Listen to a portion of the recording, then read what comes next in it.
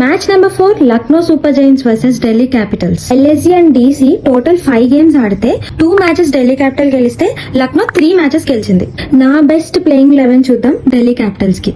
Faf du Plessis, Jake Fraser, Abhishek Porel, KL Rahul లేదంటే Karun Nair, Tristan Stubbs, Axar Patel, Sameer Rizvi, Ashutosh Sharma, Mitchell Starc, Kuldeep Yadav and T Natarajan.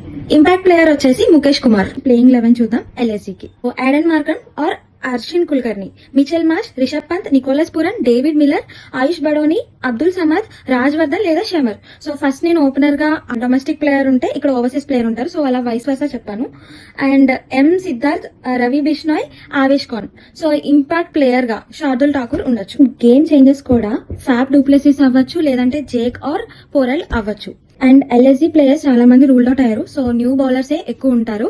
And ఈ playing 11 కూడా నేను assume చేసింది. రాహుల్ ఫస్ట్ 2 మ్యాచెస్ కి ఉండట్లేదు. ఇన్ కేస్ నెక్స్ట్ మ్యాచెస్ లో ఉన్నా కూడా తను ఓపెనర్ గా కాకుండా మిడిల్ ఆర్డర్ లో వచ్చే ఛాన్సెస్ ఎక్కువ ఉన్నాయి. సో కాకపోతే కేఎల్ రాహుల్ కి ఓపెనర్ గా చాలా రికార్డ్స్ అయితే ఉన్నాయి. సో మిడిల్ ఆర్డర్ లో ఎలా పెర్ఫామ్ చేస్తాడనేది చూడాల్సిందే. సో ఎప్పట్లానే మీ ప్రిడిక్షన్ ఏంటో కింద కమెంట్ చేయండి అండ్ ఫాలో చేయడం మర్చిపోకండి.